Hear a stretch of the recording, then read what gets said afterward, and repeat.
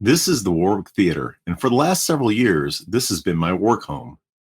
Tonight, for this episode about the Warwick Theater, we have the Bridges, Brenna and Cailyn Bridge. So join us in a second. We'll be right back and talk about the Warwick Theater. Stay tuned.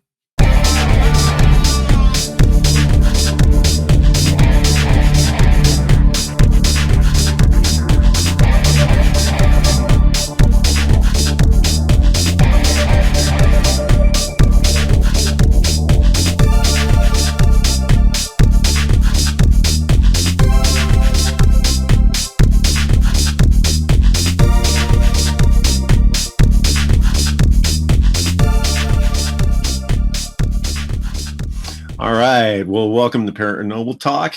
I'm William, and I am joined today by my friends and colleagues, Brenna and Cailyn Bridge. Hello. Hello. And real quickly, how I met you guys is through the place where we all have done work for, is the Warwick Theater, aka Metropolitan Ensemble Theater, which is located in Midtown, KC, and our mutual, involvement in this is theater. And it just so happens that tonight we're going to be talking about the Warwick Theater and some of the crazy shit that has transpired inside that place. And for those who aren't aware of the history of the Warwick, it's a 100-year-old building, a little over 100 years old, 110, I think, something like that, somewhere in that neighborhood. And back in the day, the speculation is that it not only was it a 1,000-seat theater, but it was also probably a speakeasy down in that crazy-ass basement. So they found some shell casings down there from some period from the 30s, 20s, 30s. Area down there, and there's a tunnel that runs from the building across Maine.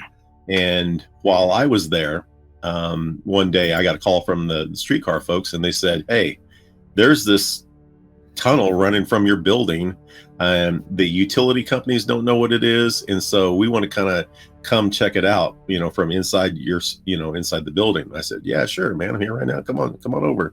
So they get down there and they start looking, and it didn't cut through. And what they determined was that what made the most sense was this was some type of escape tunnel running across Maine, for what a perfect guys, if you have a movie going on upstairs and it's loud and you got somebody down there and you're capping them and boogieing out the you got an excuse because you were at the movies. You didn't. How could I have off lefty when I was sitting here watching a movie? So yeah, it's just a crazy place. But first bit here is the news of the weird. So I didn't find anything too weird because the news cycle is so dominated by all the election stuff and everything else that's going on in the world. So let's check this out. News of the weird. Okay, so for our news of the weird, I've got this story that came out September 3rd about this beloved Russian spy whale, Vladimir, is found dead under mysterious circumstances. So long story short, this is from an NPR article, which we see right here. Vladimir, a beloved whale believed to have escaped a past life as a Russian spy, was found dead over the weekend in what animal rights organizations say were unnatural circumstances. The beluga, whose name combines the Norwegian word for whale, Val, and the Russian President Vladimir Putin's first name, rose to international prominence after he was discovered by fishermen off the coast of Norway in 2019 wearing a camera harness that read "Equipment St. Petersburg." Theories about his mysterious past sparked headlines and intrigue, but it was his friendly demeanor that won him scores of admirers in the years that followed. So they found this whale basically dead, and the speculation is that what happened to him. He bore scars from being hit by multiple boats. and they said that he faced lower odds of survival because of the solitary social and environment he was living in. But anyway, so this brings up a topic that I want to just throw out there, which is, how do you feel about us using, or us as humans, employing dolphins and whales and birds and stuff like that to be instruments of espionage and warfare? And I want to throw that out to the panel and see, what do we think about this? Ooh, the panel. I find it completely idiotic that we're dragging innocent animals that don't even know what's going on into our problems. It's dumb, honestly. See, I think it depends. I think it would be a very useful thing, but at the same time, they need to have different measures in place to keep said animals protected. Because they don't know what they're getting into. So you need to keep them safe. If that makes sense. Because, I wouldn't want to kill a dolphin. Capture the dolphin, keep it in captivity, treat it well. Stick it in a zoo somewhere. If it's the enemy's spy, stick it in your own zoo. Why not? Yeah. Sure. And, the thing that stuck out to me, obviously, this is not a paranormal story. But, you hear speculation on all these, they're not really conspiracy shows, but, anything like, like Ancient Aliens has, these theories on there. And then there's numerous things on History Channel and Travel Channel and whatever about cryptids, but not just cryptids as they are naturally, like Bigfoot or chupacabra or something like that, but more human engineered things. So it's like, it doesn't take a long stretch to go from, okay, if we're using a whale, what's next? Are we going to try to genetically splice a beluga whale with a human so you can send them in to do espionage and stuff? You got all the superpowers of the whale, and you got all the intellect of the human, which may be less than the whale. Depends on the human you splurge it with. Yeah, exactly. Okay, cool. So go ahead. Sorry. No, you go ahead. I think it's scary because genetic manipulation is getting better and better throughout the years. I know it's a fairly new thing that it's actually been successful.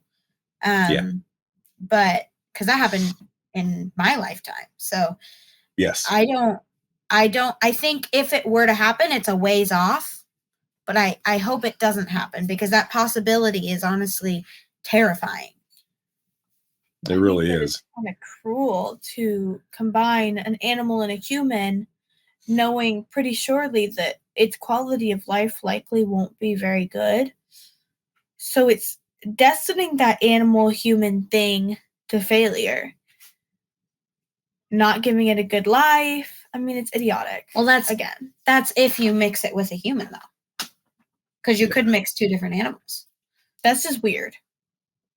And mixing it with a human. Oh, well, yeah. There's so much speculation that, a lot of the stuff that was you kind of taken for granted is like myth, like coming out of ancient Egypt and ancient Samaria, where you got like these, half cat, half human, kind of things running around, that those were probably actually genetically engineered into, humanoids that actually probably were around at the time, or they were aliens that just happen to look like that too. So, what comes around goes around. If that happened in the distant past, I don't think I would be overly shocked. But I do think it's really dangerous.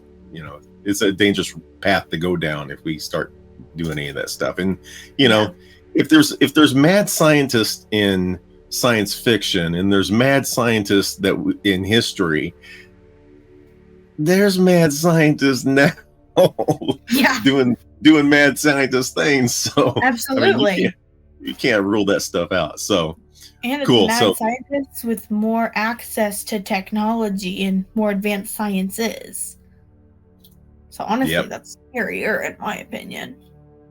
And just, I think this industry, or that science, also will benefit in the same way that all other sciences are probably benefiting from AI, because it can problem solve. It can be put to work on problem solving for things that, you know, we're overlooking, or see patterns that we don't see out of mass amounts of data, and will move a lot of things along probably too. So interesting time. We live in a very, very interesting time. So that brings us to the part that all of our viewers always want to see, which is for us to tell these little stories. So this is the segment that I like to call "There I Was No Shit," and the reason the reason I call it that is because you know, every good true story should always start off as "There I was no shit." Otherwise, if it's making shit up, then you should start off "Once upon a time." Yeah. That way, people know the difference between, you know, what's real and what's not. But anyway,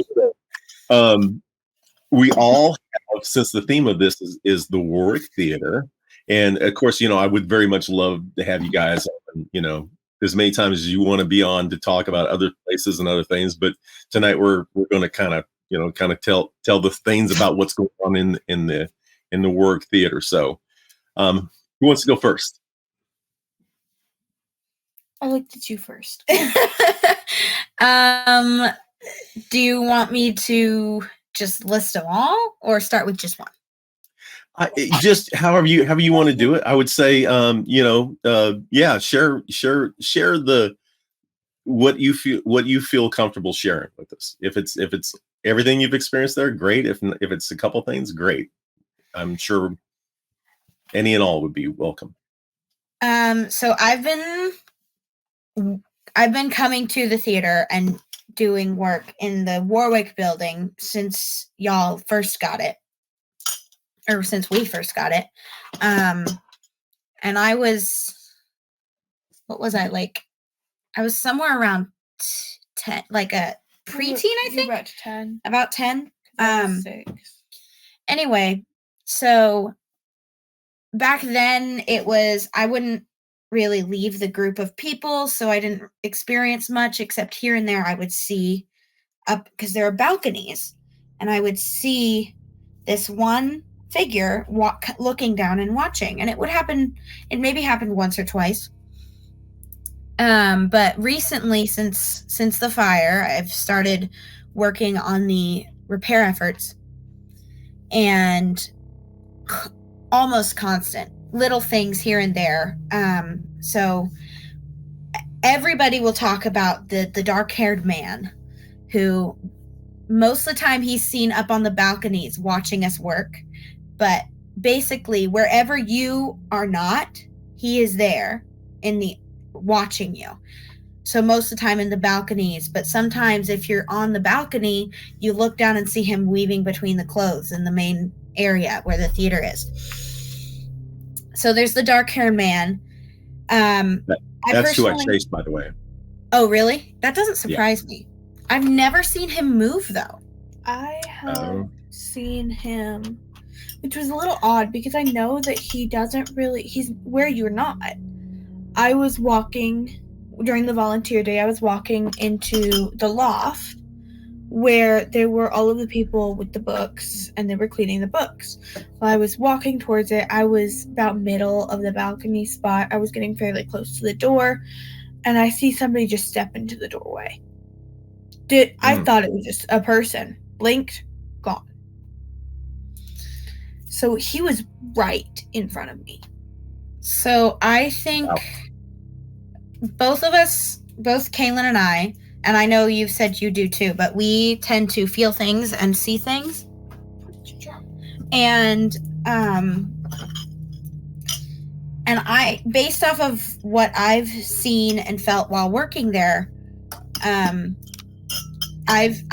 fairly sure there are at least 3 different entities there. There's the man who watches. There is something in, maybe 4. There's something in the main basement. Mm-hmm. There is something that came from the last building, I think. and then there's the dirt basement. Which the Mhm. dirt basement, if I'm not mistaken, has at least 2. 2? Mhm. In the 2 different rooms, like the one with the tunnel and then the other. Mhm. Oh yeah, the tunnel. I mean, I know we talked about the brick room, but the tunnel. Yeah. One of our friends, well, her boyfriend and I started walking through the tunnel, and we got pretty far in there before we're like, oh no. And as they were walking back, I didn't realize it was only 2 of them. I saw 3 people walking back. I didn't know this. Because I didn't realize that Xavier or Enrique, I didn't remember which one, Xavier didn't go in there with you. Yeah. So I thought that it was just one of them. And it was dark, so I could only see, like, figures. So... Yeah, because we were doing it with phone flashlights. Yeah. And there was only one without a flashlight, and that was that one. Yeah. So I'm going to go to the main basement. So I've had most of my experience are in the main part of the building. Little things like brooms being knocked over, stuff being spilled, just wisps floating past your face. Yes. But in the basement, which is where we store most of the props and costumes, no, not costumes, most of the props and furniture.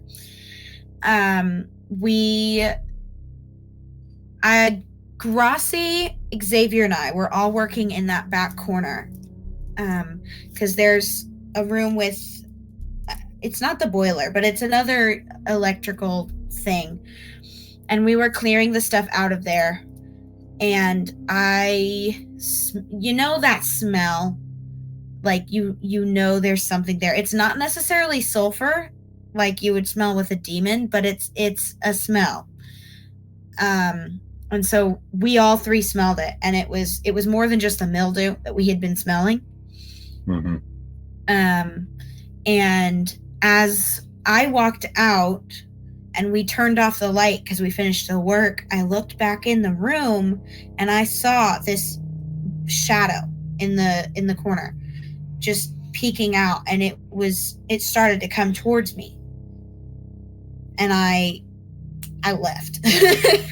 And then there have been other times where in the back corner, not in that little room, but just in the corner, with all the props, you'll just see something just peeking out, just watching you. I had that. It was like a little boy or something, which little kids are never good. Ever. No, because never. They rarely are who they say they are, or who they're trying to portray. They rarely are. Yes. But I'm walking towards that back corner, furthest away from the door that goes outside. And I'm walking towards it, and I just see something pop out from behind one of the boxes. It was just a little head. I could see little hands grab the side of the box. Mm-hmm. And that was while Brenna and my father were down there with us. We were all cleaning china. So I just took off running. And I hid in the opposite corner of it. And then a separate time, Xavier and I were showing my boyfriend Wyatt around the building. And we took him to the main basement. And we were looking around, and I heard a noise behind me. Well, Wyatt was right next to me, and Xavier was right in front of me. So I turn around. I'm the only one that heard it. I turn around. I'm looking around. I see something go past. And then I hear Xavier yell. And he starts running. And so we all start running because we're terrified. All of us have already had a little bit of something in there. Wyatt felt something. I heard something and saw something. Yeah. We didn't know what happened to Xavier. And no, Xavier was just scared because y'all kept telling him about it. Well, when we got upstairs, he told us that he had saw just a giant red light in the basement. Don't know what it was. It was in one of the darker corners of the basement. No lights back there. So there was no way that a bright red light could have happened. So. Yeah, I've noticed light play. Like, not play, wow. No, but like light phenomena seem to be very common. because I'll just see, like, it looks like somebody's walking towards you with a flashlight, and you look over and nothing's there. Or there have been a couple times where I think I'm locking up, and I think I've forgotten to shut off a light. So I go back to find what it is, and there's not a light there, or the light was turned off. Also, lots of wisps and just like things floating in front of you. Also, the biggest one that's happened to me happened in the same basement. With all the props, I was leaving right after she had seen the little boy, and I was the last one down there, and I left you. And I had I'm very big on making your intentions known, setting boundaries, that kind of thing. Yeah. So I announced out loud, I said, hey, if you're not of God's love and light, you need to leave us alone. And after I said that, I turned to walk up those stairs, which are already really creepy. And as I turned, this big wisp of white, and it wasn't light, it was just there, went right past my face, and I watched it go across the entire room. Wow. And then, yeah, it was creepy. But after that we left.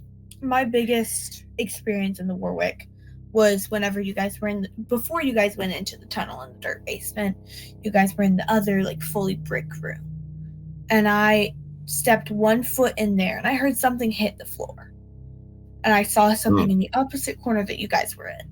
So I just stepped right on out of that room and I went to the stairs and I stood at the bottom of the stairs. Well, I look at my wrists and the cross on my bracelet had fallen off. Yikes. So, shockingly, I Thankfully, stayed down there with you. But Oh, dang.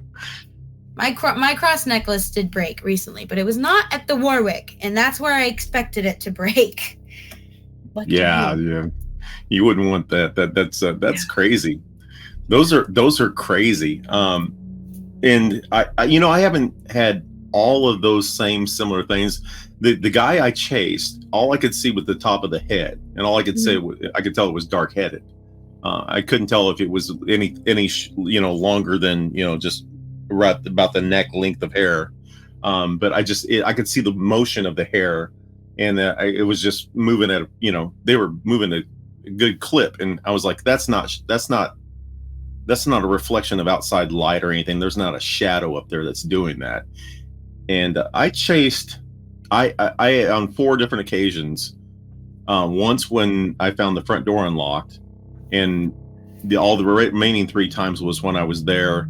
I usually get back in I haven't, since I've not been in there at the church. It's a little bit different, but there I would get there before Bob or Karen or Angela would get there, because I could get more done. And then it seemed like once everybody got there, then it was just like it was like, do this, do that, do this, do that. And if I really wanted to get any of the things I had to get done, I had to get them done really early in the morning. So that's why I would get there bright and early. Yeah. And those other times when I would suspect somebody was in the building, I would catch some motion out of my corner of my eyes. Now, I never, at the time this was occurring, I never at the time was thinking that this was anything that was paranormal at all. I just thought, that logic, dictates that what makes the most sense is that there's somebody in the place. So of course, like I said, I went looking for him, never could find him. I'm going to tell you the basement. I'm going to tell you the basement story first before I get to anything else. So when I go down in the basement, the cinder block room. In the dirt basement, right? Yes, in the dirt basement. Okay. So I first am looking over there. I'm same thing. I got the light turned on, that goes down there. But I also got my only flashlight is what's on my phone. So I'm I go over and I'm looking in that in that area there, and as I'm starting to turn my head and start to go back towards the tunnel, to start looking down the tunnel area, I'm looking in there and I start to turn, and it's like I'm forced to turn my head back around and look. Something's compelling me, and there's no motion, there's nothing that says that was an obvious thing for why I had to turn back around and look. And as I'm looking in there, I'm compelled to, it's like someone was telling me, go in the tunnel. And so I'm like, oh, that's really weird. Okay, I'll maybe the guy's over, maybe there is somebody in there and they're in the tunnel. Maybe my intuition is telling me this. That's what I took it as. So as I'm starting to go in there, all of a sudden I hear, at first I didn't know what the sound was because it made no sense. It sounded like this. It sounded like teeth chomping really fast. And this hair stood up on the back of my neck, and I ran up the stairs. Jeez. I didn't see anything, but it was loud, and it was getting louder. And that's the only way I can describe it. It sounded like teeth. And when I got up to the top of the stairs and started, looking around the rest of the building, I told myself, "You did not hear that. Whatever you thought you heard, dude. It's early. You're not. You need to get some more coffee in you. There's nobody in the building. You didn't hear shit. So just go back to work." And so that that kind of did that. But I want to back up for a second because I want to tell you about the. Did you guys ever go in the shoe room? In the Warwick? In the Warwick, yes. Remind me where that is. Okay, so I'm coming in the back door, right?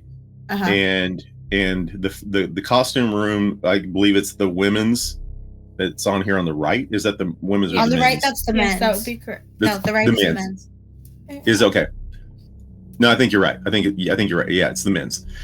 Well, back in that corner there, but not going down the stairs to the basement, but there's a room that's all the way back in the corner on your right. Yes. I hate that room. I forgot about last time I was there. I was young. Last time I was there that was a long time ago. Yeah. So, do you guys remember Liz Schoenberg? Yes. Vaguely. Okay, so I can't remember. I don't remember what her last name is, but anyway, Liz. When I first got there, we had a little bit of overlap before she quit, and she said, "Have you been in the shoe room?" And I said, "No, why?" She goes, "Oh God, it gives me the creeps." And I said, "Really? Well, show me where the shoe room is. I'm curious now." And so she shows me where the shoe room is, and I go in there, and I'm like,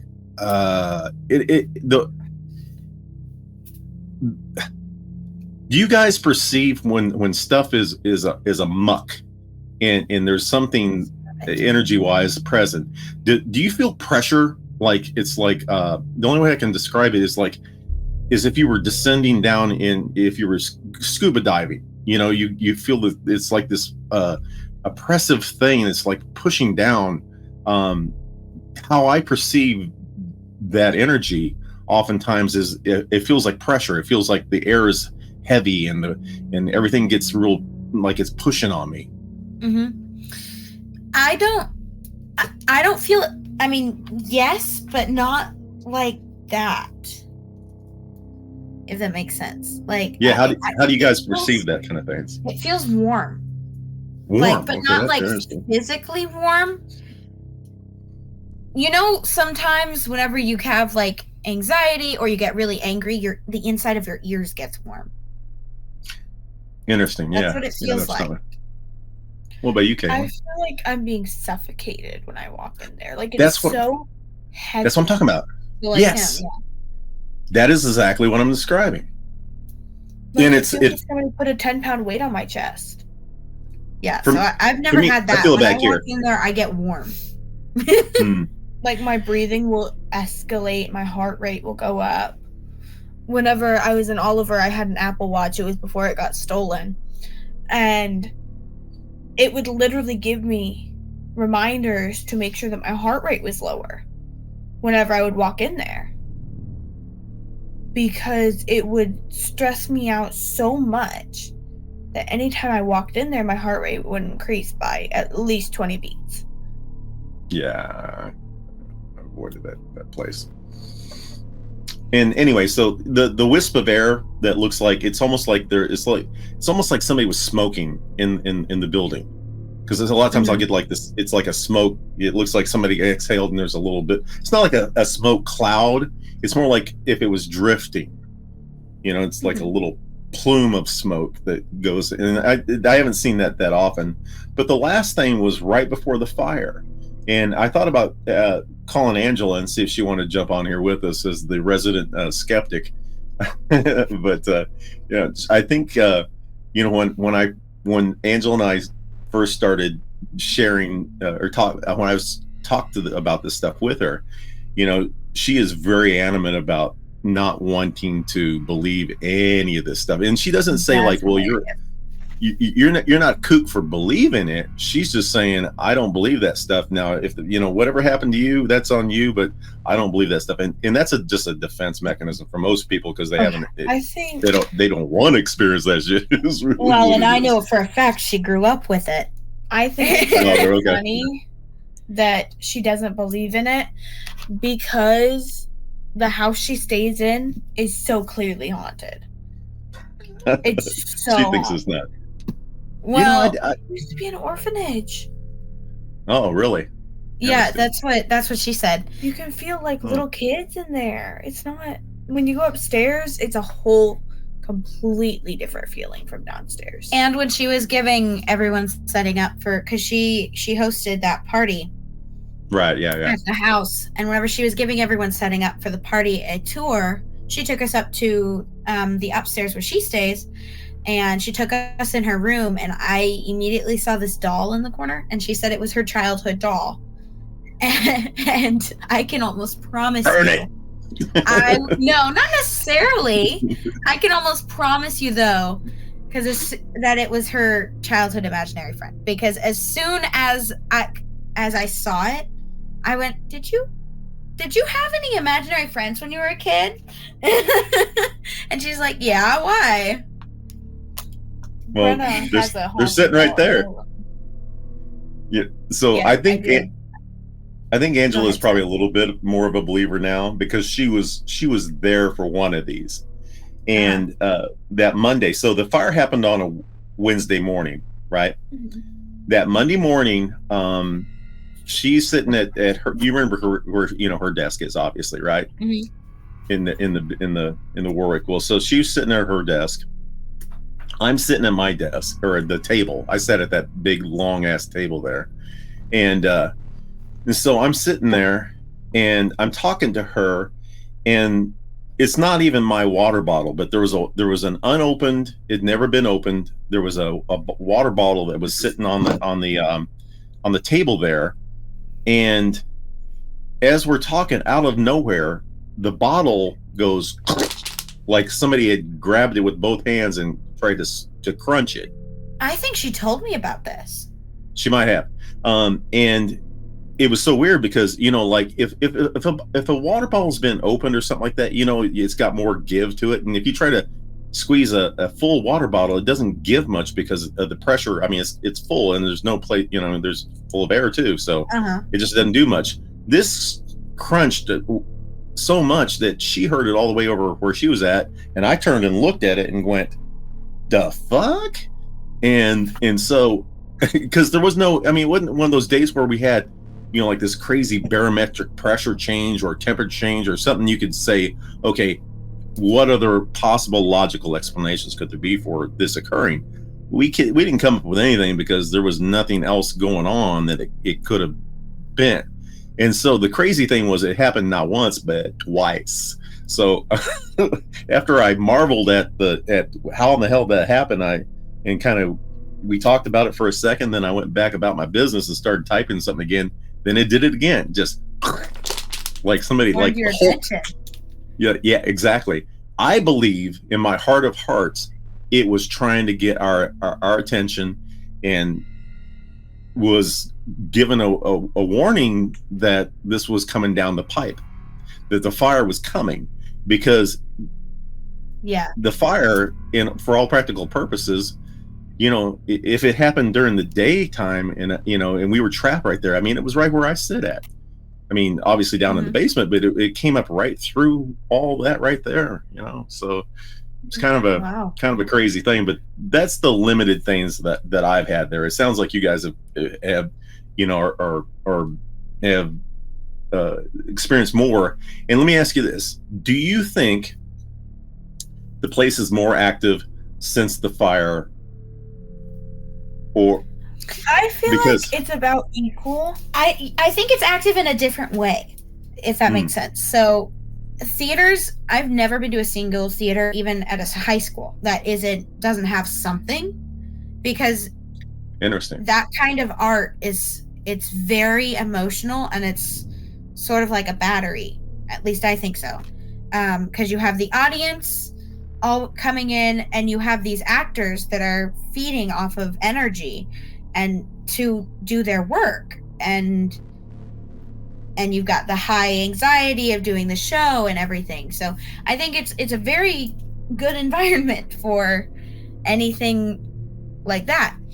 I feel as though before the fire, it was more of just like those little not even pranksters. They would just show up to show up. They weren't doing anything. They weren't touching anything, not moving anything. Because I remember when I was like 6, the first time I ever went into that building, I saw somebody standing at the top of the stairs. Dark-haired man. The dark-haired man. Yep. Yeah. And he was just standing at the top of the stairs. Somebody started walking up the stairs, and he was gone. But after, it's a lot more heavy. Yeah. It's sorry, go ahead. No, the only reason I'm asking that question is because in the bar I used to have, Coda, when a car hit the building, the building was, I saw and heard nothing. It was just dead silent. Actually, I was quite surprised at the age of that building that there was absolutely nothing going on in there. And then after the car wreck, like magic, all of a sudden it's active. I mean, it was almost like there was a residual kind of a loop type thing going on, and there was then there was a little bit more active haunting thing too. So I was just curious if you guys thought that was at play with the Warwick. Yeah, I honestly think a lot of people think that fire like cleanses a space or gets rid of entities, but I don't think it does. I think maybe it can, but I don't think it necessarily does. In fact, there have been instances of it kicking things up. Our dad's house burned down a long time ago, and there had been stuff in it before, but it had gone away a long time before the fire, and then all of a sudden it was back. And I honestly think it changed the energy. Like Cailyn said, it got heavier. I believe that. More often now I've never saw constant activity before, but I do now. Like at least every 5 minutes, I feel something, I see something, I hear something. Wow. Oftentimes it's something it's never anything big. It could just be, oh, I walked into this room, it feels like this still, that kind of thing. But oftentimes it's like just a weird flash out of my peripheral vision. Yeah. So that brings me to this segment. I used to call this something different, but I renamed it. So now we're calling it, Are You Buying It? And so basically I'm going to play a clip, and I want you guys to tell me, yeah, I'm totally down with this. It's believable as can be, or, it may be that, or you think they're full of shit, or you think it's not true. So anyway, so here I'm going to play this clip, up to bring in some superstars, but y'all already got RJ Brunson, y'all got Josh Hart. I think y'all need to build off of those two people and a couple of more pieces. I do like RJ Barrett, but I don't know, it might be time for him to go as well. You never really know. So I say you just build off of those people. Was that a ghost? Never really know. So I say you just build off of those people. Was that a ghost? I just personally. Oh, yo, Junebug, chill out. Yo, that wasn't even a person. Junebug, chill out. I ain't got time for this. Yo, did we catch a ghost on stream? Bro, stop. No, stop it. Stop it. Junebug, Run it chill back. out. I gotta I'm run alone. it back. Hey, I didn't see it. I didn't see anything, man. I was looking. I will turn on the lights. Stop playing, bro. I'm looking at it right now. I'm looking at I'm it. gonna go look at it right now because this is what? Oh, shit. Bro. What? Junebug, what happened? That What? was not a person, bro. Bro, chill out. What are y'all talking about? J-Rob, stop Hey, playing. y'all chill out, man. Hold up, man. I ain't with this. Bro, go watch it for Relax. yourself. Run it back. Somebody watch. Run back the clip. Please, somebody run back this clip. Oh, Bro. So their reaction to this just slays me. And here's the thing. When I first saw this, I was thinking to myself, I had to watch it about 20 times, and that's why I sent it to you guys to check out ahead of time.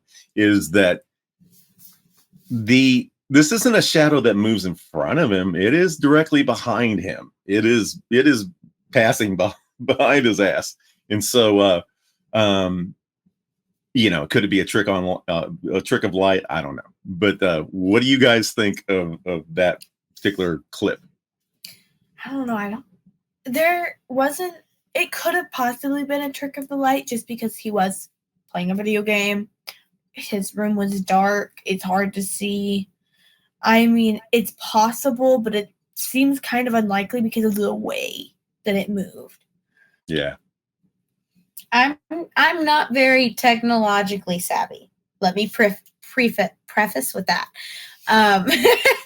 But I don't see any way that something like that could be faked without them pre-recording each person's point of view.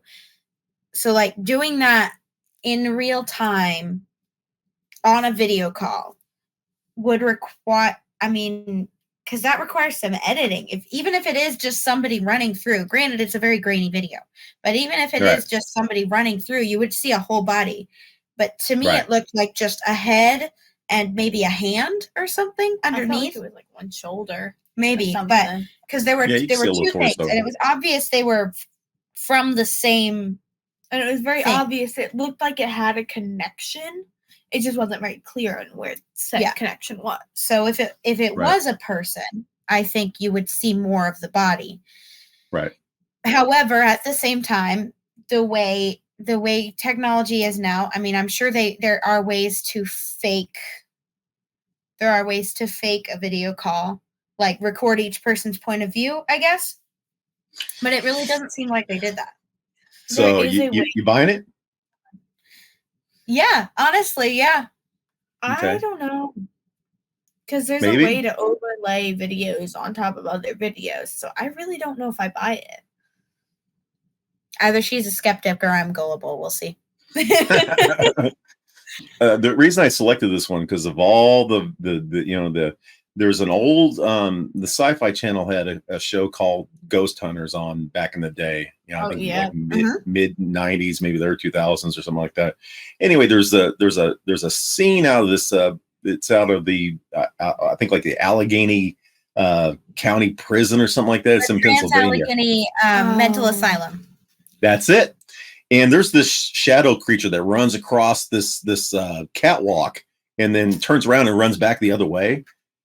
It literally just scared the piss out of me. And to me, this reminds me a little of that. So I tend to lean towards this being one of the more believable ones I've seen. Because there's a whole bunch of stuff I could get some easy softballs and throw them at you guys, and there's like, oh well, that's bullshit. Yeah, you could tell that one's just silly. They're silly. Yeah. Honestly, I love that show, but don't get me wrong. But most of it is fake because they're trying to make money off of it. They can't afford to just see what happens. They have to make it fake. Right. But I've seen many. I watch a lot of paranormal investigations on YouTube, things like that, and I have seen even just random clips that somebody took with their iPhone. I've seen so many different things happen in that place specifically that I believe it. I honestly do, because because that place is insane. I want to go someday. Okay, well, that gets us to the Mount Rushmore piece of this, and the way this works is that you pick your top 4, whatever the category, and the ones I asked you guys to kind of come up with are these are ghost haunting related movies and whatnot. Mm-hmm. So let's do Mount Rushmore. Here we go. And so, yeah, you pick the ideas. It's your top 4. And again, like I said, the theme for this one is going to be ghost related movies and whatnot. So look, I even made the special edition, the Brenna and Cailyn Bridge episode here. Right. Not a lot of people can do that. Well, I think I don't know where I first got it from. I think I got it from Karen originally, and I was spelling it wrong the whole damn time. Yeah, so, Sharon, I think she spelled my name either. No, she spelled it Kaitylyn. Yep. So, okay, Cailyn, we're going to start with you first, okay? So here's your picks. You want to talk a little bit about these are yours, right? Yeah. Yes, yes. Talk to me a little bit about the Exorcist. What is about that sucker? The Exorcist is definitely my favorite out of the 4. Hold on, I had to adjust. It's just, I don't know, it touches on a lot of subjects that a lot of others didn't at the time, because it's fairly older, isn't it? Like 80s, 90s. Actually, I think it's it's earlier than that. It's like the mid 70s. It's like I want to say like 73 or 74, somewhere in that neighborhood. It's a while back, yeah. Does that hold up to time, you think?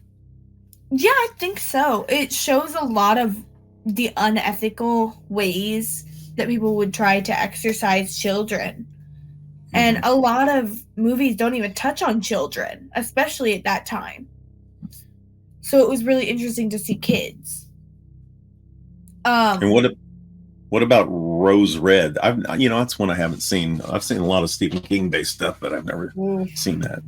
Rose Red. It was very much a psychological horror, which are my favorites. Slow burn. It's a very slow burn. It's a lot of what's the word I'm looking for? It's a lot of suspense? No. Oh. It's a lot of like foresight. You hear something and foreshadowing. That's the word. Foreshadowing. And it's a lot of, you hear something, you see something, and then something that seems obvious looking back on it shows up. But it's surprising at the time because, that was so much further in the movie because it's a 4-hour movie. So it's just a little. It's a long movie. It's a long movie.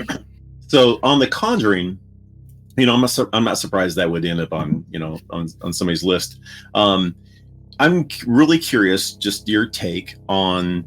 Do you think that Ed and Lorraine Warren, do you think they were the real deal McGill? Do you think some of it's fabricated? Do you think all of it's fabricated? Or do you think they were I feel they were doing it. So a lot of it would be true, but I feel as though it was a little twisted. I feel like there were a few little white lies thrown in there. It's like the truth, but it's the twisted truth.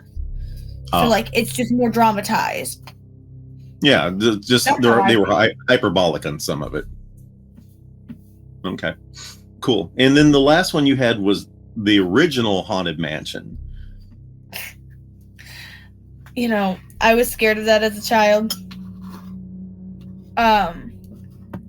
It's just one of the movies that shows a lot of ghosts and their activities. It was the first movie that ever exposed me to Paranormal Activity. And that's where I kind of made the connection of, oh crap, what I've been seeing at home is kind of like that. It's you're like a puppeteer. It's nostalgic. It is though. It's a fun movie. Okay, Brenna, let's take a look at yours. Yeah, that's a good set of 4 flicks there too. So tell me about the Shining's obviously a classic. Did you find it more suspenseful, or did you find it genuinely scary? It was very suspenseful. I've never found a movie scary. You've never found a movie scary? Correct. I heard you scream at Sleepy Hollow. I don't want to hear nothing. I've never seen. We did see. I did not scream. Anyway. So no, I really liked it. I wanted to watch it because, again, back to the watching investigations and stuff, but the Stanley Hotel is where Stephen King got the idea, and did they film it there? I want to say they did. Yeah. I'm reading that book right now. But I wanted to watch it because of that. But I really liked it. I mean, it's obviously it's a classic, but it's a classic for a reason. Yeah, exactly. And then, Kubrick is known to have taken some liberties that would be, obviously different than, Stephen King wasn't happy with some of the changes he made for the film, but it is a cinematic masterpiece, no matter if you like the genre or not. It's fabulous. So tell me about Eli. This is one that I was totally unfamiliar with. It's on the newer side. I originally watched it with some friends during COVID because we couldn't see each other, so we spent all October watching movies together on our computers. But it's about a boy who is really sick and is allergic to everything, so he has to wear a hazmat suit to leave the house. And they take him to this big house in the middle of nowhere to have him treated, because apparently they're experts and have treated other people with the same condition.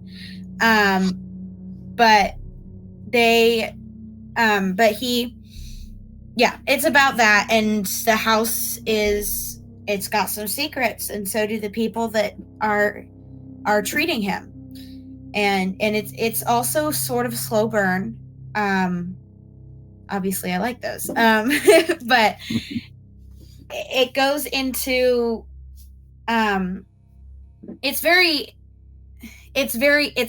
it's got a really big twist at the end. And I know you haven't seen it, so I'm not going to say what it is. But, okay, yeah, don't tell me. But it's great. I really like it, and I can't really put my finger on why, but I do. Okay, what about the Autopsy of Jane Doe? That's another one that I was unfamiliar with. Is that one that was at the theater, or did you see it as a streaming service, or? I don't remember which streaming service, but I also saw it with the friends during COVID. And it takes place in a mortuary, and they find this body that seems to it's dead, but it's not dead. And that's zombie. not quite, but they're trying to figure out why, and chaos ensues. And I'm gonna check that one out too. Based off of that one. But I haven't seen it in a while. Last time I watched it was a long time ago, but I really enjoyed it. And then the last one you had is a classic. Is Beetlejuice. And my question with respect to this is, so you said that you saw the second. So sequels are, notoriously never as good as the original. So how did the sequel stack up against the original? It fit really well. They didn't keep as much of the campy vibes as they did in the original. But it fit the story, if that makes sense, and Sure. Yeah. and they kept that intrigue and that chauvinism that they have in the original. I think that's the right word. Not sure, Yeah. but it's really good. That's it. You know, I'm gonna have to watch it again because you know, I haven't. It's been so long. I barely even remember that movie, and I think before I see the second, I want to watch the first one again just because I want to get re-familiar with it. Mm-hmm. You know, a movie, as you guys were talking about these, one of the ones that you said there's a movie that's never scared you. Again, I don't watch a lot of the genre because I don't like to get. It just there's certain things that just they don't sit well with me when I'm watching them, and I'm not even sure why I get so creeped out by it. But there was one I saw this past year that was the first horror genre movie I'd watched in probably a decade. And it did startle me. I mean, it didn't like scare me, but it was one of those things where I was like, oh shit, that was creepy as hell. And it was have you seen The Witch? No. With Anya Taylor-Joy? Yeah. I love her. I recognize it. I think I've seen snippets. Yeah, it's set in like Puritan, times, in colonial times when they setting for a horror movie. Yeah, and yeah, it's worth a watch. It's definitely worth a watch. You said it's called The Witch? It's called The Witch. Yes, and I think I saw it off of Netflix if I remember right. Okay, but who knows? But anyway, I can't thank you guys enough for joining me. I wish Will could have joined us. It would have been much fun getting his take on some of this stuff too. But yeah, so I'm sure I'll see you at the Warwick and whatnot. Absolutely. But yeah, if you guys get an opportunity, I'd love to have you back and let's talk more stuff. Hey, anytime. More stuff. Bless you. Bless you. Okay, so that was this episode. So I hope you guys enjoyed it. As always, it's a really strange world out there. So keep it weird. If you experience paranormal stuff and you'd like to, appear on the show and tell your stories, we would absolutely love to have you. So drop us a note, magnetforparanormal@gmail.com, and let's get you on the show. Take care, folks.